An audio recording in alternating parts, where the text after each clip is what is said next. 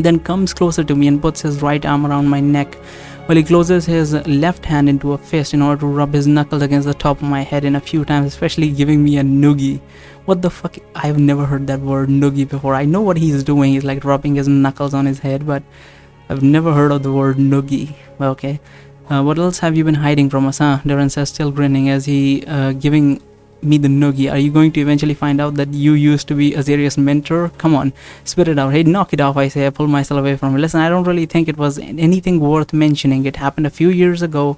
I never really pursued a career in magical research after that or anything. It's just an idea that I came up with on a whim because Brynhorn and I need to get out of a maze filled with magical traps. There's no reason to make such a big deal out of it. Don't listen to this idiot, says Araka, who apparently has gotten over her vomiting sensation in the meantime. I don't know if it was a fluke or not, but single-handedly revolutionizing an entire branch of magic by accident is not something to be scoffed at. And to be perfectly honest, I don't think it was a fluke, because I always thought it was weird the berry boy could figure out how Aiden's tricks worked after interacting so little with him.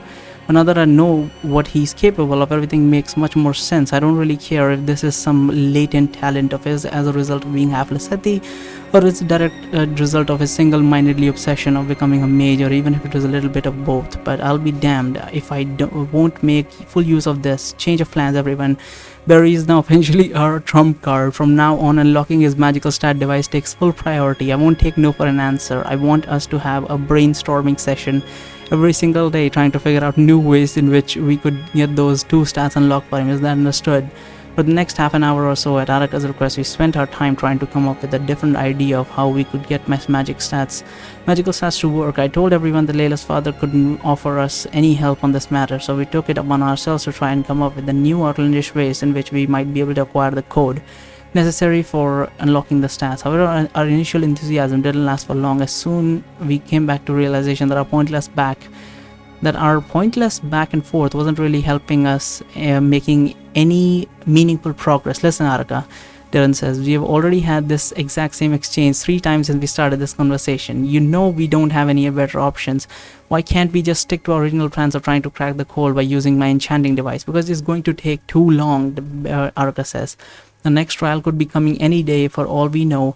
We can't afford to waste all our time just unlocking some stats. We need to find a better, more effective way of cracking that code. That's why I've been busting my chops trying to come up with an alternate plan for the past half an hour.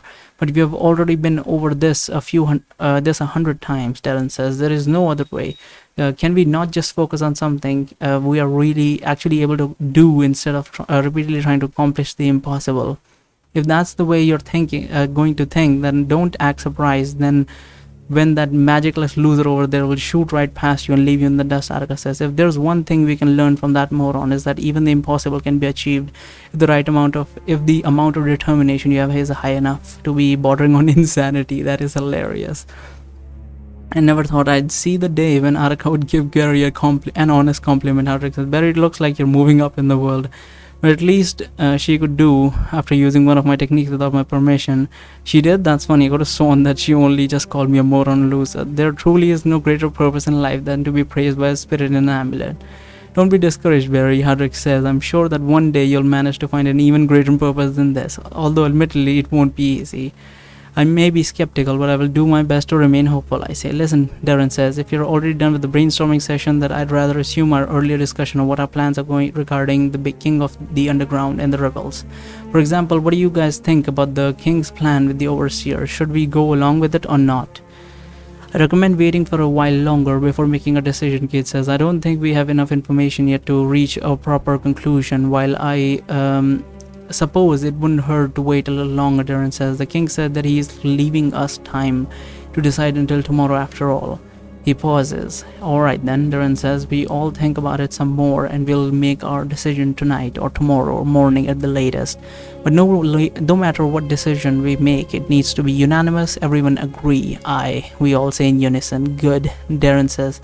Now that it's settled, I'd like to go and check out the quarantine area some more. Araka, you said earlier that you'd help me with curing the plague. Is that offer still on the table? Yeah, Araka says. Just take me there and we'll see what's next. Here she is, Luna says as she hands over the amulet. Remember to always keep an eye on her. If you don't pay attention, she'll try to free herself from that amulet in no time. I'll be careful, Darren says, but it still should take her a few hours to make an explosion from inside there, right? Normally, yes, but she might have other tricks up her sleeve, but we don't know about it. Luna says, just make sure to keep an open mind. Right, Darren says. Arka says, as Darren is holding her by the chain, now heading towards the quarantine zone. Is that how little you trust me, Luna? I thought I raised you better than this. I'll see you all later, Darren tells us from a distance, so Luna completely ignores Arka. Make sure to call me on the transceiver if anything important comes up. Aye, we will, Hardwick says. Good luck. So I guess it's time we decide that we should be doing next as well. I say, should we take a look around, or hey, there you are, Peter says as he's quickly approaching us. I wanted to tell you that we are done preparing your guest room. Unfortunately, we couldn't find enough separate rooms for each of you, so we had to give you a larger room instead. I hope this won't be too much of a problem for you. Oh, so they don't have enough rooms, so they're just gonna bunk together. I don't think so, I say as I look at the others to see if anyone seems to be disagreeing with my statement. I mean, we've been sleeping in tents for most of our time in Liberatia. I don't really think any of us were expecting much comfort to begin with. Well, that's a relief, Peter says. Would you like to take your backpacks to your room now? I say as my teammates and I once again exchange a few looks. I think we'll be holding on to them for now, thanks.